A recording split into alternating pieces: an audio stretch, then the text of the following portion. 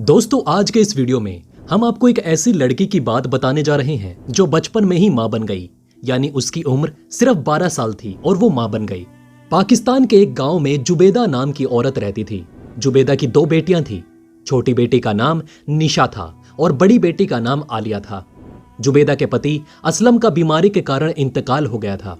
अपने पति के इंतकाल के बाद जुबेदा मायके चली गई, लेकिन जुबेदा के घर वाले कितने दिनों तक आखिर उसका बोझ उठाते और उसकी बेटियों को देखते। उसके माँ बाप के लाख कहने के बावजूद जुबेदा ने दूसरी शादी करने से इनकार कर दिया और अपने बच्चों को लेकर अपने पति के घर आ गई। कुछ समय बाद जुबेदा ने हार मानकर शादी कर ली। जुबेदा से अकरम की शादी हुई। अकरम जुबेदा की बेटियों को अपनी बेटी समझता था और उनसे बहुत प्यार करता था। जुबेदा की शादी के साल भर बाद जुबेदा को एक लड़का हुआ। इस लड़के की वजह से जुबेदा अपनी बेटियों पर ध्यान नहीं दे पाती थी। निशा और आलिया अपना अपना काम खुद करने लगी थी। निशा की उम्र 12 साल की हो गई थी, इसलिए निशा अपना काम खुद तो कर लिया करती थी, लेकिन मजबूरन में उसको अपनी छोटी बहन आलिया का भी काम खुद ही करना पड़ता था। निशा जहां ट्यूशन पढ़ने जाया करती थी, अब उसकी भी शादी होने वाली थी। क्योंकि इस गांव में कोई भी स्कूल नहीं था, इसलिए निशा ट्यूशन जाकर पढ़ा करती थी। इस बात पर जुबेदा ने अपने पति से पूछा तो उसने जवाब दिया, कोई बात नहीं, मेरे बड़े भाई का बेटा एक शहर से आ रहा है, उसे एक गांव में एक कोचिंग इंस्टीट्यूट खोलना है, इसलिए अब घबराने की बात नहीं है। वो आएगा तो निशा को पढ़ा देगा। इसके लिए निशा को वहीं रहना पड़ेगा। उसकी भलाई के लिए निशा की मां मान गई। अकरम निशा को लेकर अपने भाई के घर पहुंचा और समीर से बोला कि तुम इसको पढ़ा देना, क्योंकि इसका 8वीं का एग्जाम हो जाएगा तो इसको एक अच्छे सरकारी स्कूल में जाकर एडमिशन दिला दूंगा। समीर ने बोला कि चाचा जान, मैं इसको पढ़ा दूंगा। अकरम निशा को छोड़कर फैक्ट्री चला गया। निशा समीर के घर पर रहने लगी थी। जब सारे बच्चे खुशी खुशी छुट्टी के टाइम पर अपने घर की तरफ जा रहे होते थे, तब निशा उदास होकर वहीं बैठ जाया करती थी और उनको अपने घर पर जाते हुए देखा करती थी। निशा अपनी अम्मी से रोज फोन पर बातें किया करती थी और यही कहती थी कि अम्मी, मेरा यहाँ पर मन नहीं लगता, आप मुझे यहाँ से लेकर जाइए। उसकी अम्मी ने निशा को बहुत समझाया और आखिर निशा अपनी अम्मी की बात सुनकर इस बात पर राजी हो गई कि वो वहीं रहेगी। एक रात की बात है जब निशा को एक सवाल समझ में नहीं आ रहा था। रात के करीब 11 बज चुके थे। निशा किताब लेकर समीर के कमरे में पहुंची और बोली, समीर, ये सवाल तुम मुझे समझा दो। समीर ने कहा कि ठीक है, बैठो, तुम्हें मैं बताता हूं। समीर निशा से करीब 12 साल बड़ा था। जब निशा समीर के पास आकर बैठ गई तो समीर ने निशा से छेड़खानी करनी शुरू कर दी। इसके बाद निशा तुरंत दौड़ती हुई अपने कमरे की तरफ चली गई। निशा ने तुरंत अपनी अम्मी को फोन लगाया और बोला कि अम्मी, मुझे नहीं पढ़ना, मैं आपके पास आना चाहती हूँ। तो जुबेदा ने कहा कि बेटा, मैं तुम्हारे अब्बू से बात करूंगी। इतना कहकर जुबेदा ने फोन काट दिया। अगले दिन निशा फिर समीर के पास गई क्योंकि उसको एक सवाल पूछना था।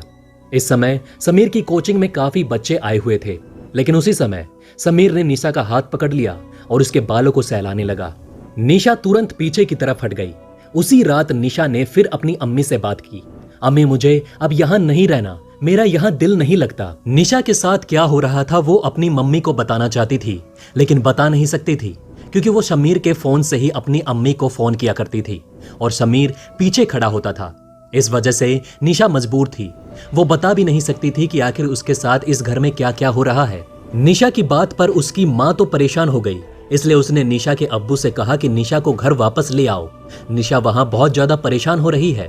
इस बात पर निशा के अब्बू ने कहा, ठीक है, मैं आज रात फैक्ट्री से आते समय निशा को घर ले आऊंगा।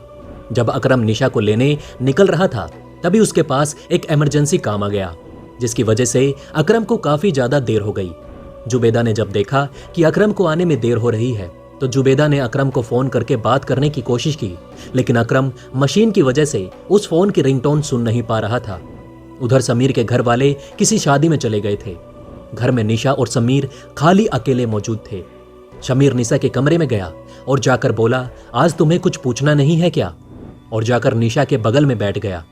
निशा ने अपनी आंखें नीचे रखी हुई थी। निशा ने कोई जवाब नहीं दिया। समीर उसके और करीब पहुंचा और उसको अपनी हवस का निशाना बनाया। जब देर रात निशा का अब्बू निशा को लेने समीर के घर पर आया, तो निशा जाकर अकरम के गले लग गई, लेकिन अकरम समझ नहीं पाया था कि आखिर निशा के साथ हुआ क्या है। उसकी हालत बहुत ज्यादा खराब दिख रही थी, लेकिन समीर ने बहाना बना दिया कि ये आप लोगों की याद में अपना हाल ऐसे बनाए हुए रहती है। अकरम ने चुपचाप निशा का सामान लिया और निशा को लेकर अपने घर आ गया। निशा अपनी अम्मी को लिपट कर बहुत रोई और अपनी आप बीती हर एक बात अपनी अम्मी को बता दी। अकरम ने समीर से बात की, लेकिन समीर ने कहा कि जाने वो कहां पर अपना मुंह काला करवा कर आई है और आप उसका इल्जाम मुझ पर थोपना चाहते हैं। इतना कहकर समीर ने फोन काट दिया। समय बीतता गया, निशा की तबीयत खराब होने लगी। खराब तबीयत को देखकर निशा की अम्मी निशा को हॉस्पिटल लेकर गई। वहां जाकर पता चला कि निशा मां बनने वाली है। इस बात पर जुबेदा बहुत परेशान हो गई और अपनी बेटी को सीने से लगाकर रोने लगी। जुबेदा ने बच्चे को गिराने की बात की, लेकिन डॉक्टर ने बोला दोनों की जान को खतरा हो सकता है, हम ऐसा नहीं कर सकते। जब जुबेदा ने यह बात अकरम को बताई तो अकरम कहने लगा कि तुम निशा को इस घर से कहीं और भेज दो, ये लड़की इस घर में नहीं रह सकती। तभी जुबेदा ने एक प्लानिंग बनाई और समीर को अपने घर पर बुलाया। समीर आया तो जुबेदा ने उसकी सारी बातें रिकॉर्ड कर ली। समीर को गुस्सा दिलाकर उससे सच निकलवा लिया। जुबेदा ने समीर से अपनी लड़की से शादी करने का प्रस्ताव रखा। समीर गुस्से में कहने लगा कि मैं लड़का हूं, मेरी कहीं भी शादी हो जाएगी, लेकिन मैं इसको अपनी दुल्हन नहीं बनाऊंगा। इस बात पर जुबेदा गुस्सा जाती है और एक खंजर निकालकर समीर की गर्दन पर मार देती है और समीर की उसी जगह मौत हो जाती है। इसके तुरंत बाद जुबेदा अपनी बहन के घर गई और सारी बात उसको बताई। कुछ समय बाद पुलिस जुबेदा को थाने ले गई। जब अकरम को यह बात पता चली तो अकरम थाने आकर उससे मिला। थाने में जुबेदा ने अकरम को वो सारी रिकॉर्डिंग सुनाई। इस बात पर अकरम को भी बहुत ज्यादा गुस्सा आया और वो कहने लगा अगर तुम मुझे बता देती तो मैं उसको ठिकाने लगा देता। जुबेदा को 10 साल की सजा हुई और निशा अपनी खाला के यहां रहती थी। उसने कुछ समय बाद एक मुर्दा बच्चे को जन्म दिया। निशा की खाला ये बात अच्छे से जानती थी कि निशा ने कितनी ज्यादा तकलीफें उठाई हैं। इसी वजह से निशा की खाला ने निशा की शादी अपने लड़के से करवा दी और निशा आज उस लड़के के साथ वहां पर ज्यादा खुश है। दोस्तों, आप हमें नीचे कमेंट बॉक्स में बता सकते हैं कि जुबेदा ने जो समीर के साथ किया वो सही किया या फिर गलत। तो बस दोस्तों, इस वीडियो में फिलहाल के लिए इतना ही। इस वीडियो को अपने सभी दोस्तों के साथ शेयर करें ताकि उनको भी पता चल सके कि दुनिया कैसी है। कभी किसी पर भरोसा नहीं करना चाहिए। तो बस दोस्तों, इस वीडियो में इतना ही। मिलते हैं एक नई वीडियो में एक नए टॉपिक के साथ। तब तक के लिए अलविदा।